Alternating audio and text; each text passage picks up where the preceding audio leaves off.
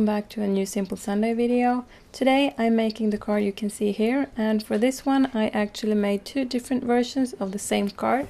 So if you want to see how I did it, then just keep on watching. And I'm starting out with the card base in craft cardstock, and I'm going to add some detail to the edge of the card using this stamp set from Heartfelt Creations. This is a beautiful text background that can be used for so many different things. And this stamp set is also perfectly sized for an A2 card. And I'm stamping this in Versamark ink since I'm going to emboss this later. And I'm inking up my stamp, and then I press my card base onto the stamp to get a better impression. I like to do it this way when I use larger stamps like this. And I'm also using a piece of scrap paper so that I don't get the ink all over my hands and on the back of the card base. And I'm then putting my card base on the scrap paper, and I add my embossing powder. The one I'm using is a clear one with glitter from Gelatin Stamps. And I'm not sure you can even get these anymore, but there are plenty of great glitter powders on the market that you can use instead of this one. And right now I am on a mission to try and use up all of the stuff that I have collected over the years. I've just realized that it's no point in having it all just laying around. And back to the card. As you saw, I just heated my embossing powder with my heat gun, and now I'm going to use this die from Tim Holtz and a piece of pattern paper. And I want to have this die cut into different colors, and since the paper I'm using is double-sided, I only need to cut my die once.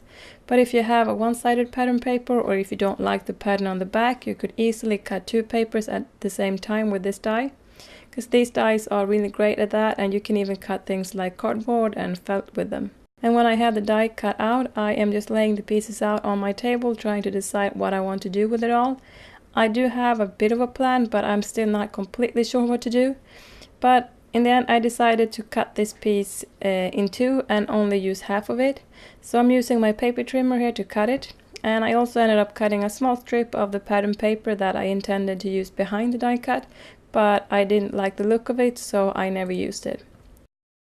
And after cutting the die cut in half, the circles didn't really have that round and clean edge anymore, so I used my scissors to trim away the excess and make it look more like a circle again.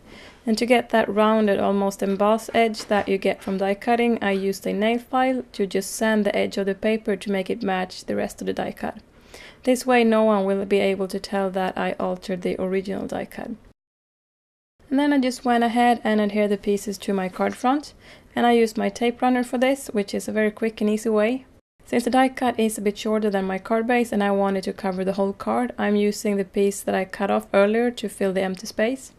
And if you look very close on the card, you can see that line where the two pieces are connected, but it's not really that visible, and I'm not bothered about it. If I wanted to, I could have cut my card base shorter instead, but having my cards different heights when I store them are way more annoying for me than to have a small line on the card front. And when the two pieces are adhered, I just trim off the excess with my scissor, and then I use foam squares and my tape runner to adhere the center pieces back as well. Half of them I adhere with foam and the rest with my tape runner. And I'm turning these small pieces so that I get the yellow color from the back of the paper showing. And a great thing about using the back of a two-sided pattern paper is that I don't have to think about matching up the colors with each other's, since the designer of this paper already did that for me. It's just great. And I'm also adding two pieces on the side to get some detail on the card, and I think this adds a nice touch. And before I add my sentiment, I am moving around the pieces a little bit, trying to find a placement that I like. And for the sentiment, I'm using this stamp set from Simon Says Stamp. This is also an older stamp set that I got in a card kit last year, I think. This one has a lot of great stamps in it, and I have been using this one a lot. And I'm choosing the sentiment that says, "At times like these, I'm grateful for your friendship." And I'm stamping this in Versamark ink. I'm then going to emboss this as well, but I am using clear embossing powder this time. Using clear embossing powder will bring out a darker color of my card base, and I really like this look. And I could have stamped in a dark brown ink as well, but I wanted to have that embossed look to match the embossing on the edge of the card. And then I went ahead and rounded the bottom corners with my corner jumper. I used the 1/4 inch rounder because I thought that would look best. And that was my first version of this card. I think it's more than okay this way. It's very clean and simple, but I felt like I needed to do something a little bit more than this. So what I decided to do was to put my card front on another card base, and I got an orange colored card base which would match the orange in my die cut.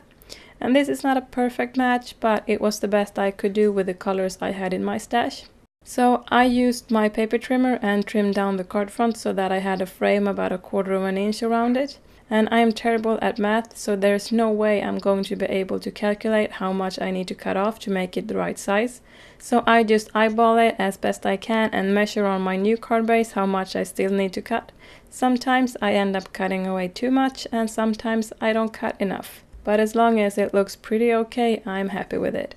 And when my card front is finally cut to the right size, I use my corner jumper again, and this time I'm rounding all 4 corners.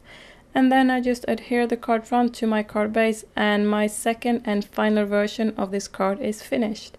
I've also been thinking about having a giveaway with some stuff that I don't use anymore, but I'm not sure if any one of you is interested in things like that. Because I have a lot of stamp sets and things like embossing powders and chipboards and Project Life stuff. And some of it is never used, and some things like the stamp sets are most likely used once or twice for stamping in my inventory binder. And most of the things are bought many years ago and it's possibly not available anymore. But if this is something you would still like to win, and if you want me to have a giveaway, then please let me know by commenting on this video or give it a thumbs up, and I will make a video and get a few packages together to give away.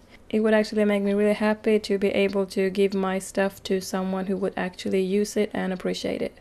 So let me know if that's something you want. And that was the card for today. I hope you liked it, and thank you so much for watching, and don't forget to check back early next week for the 1000 subscriber giveaway that I'm going to have, and I will see you again next time.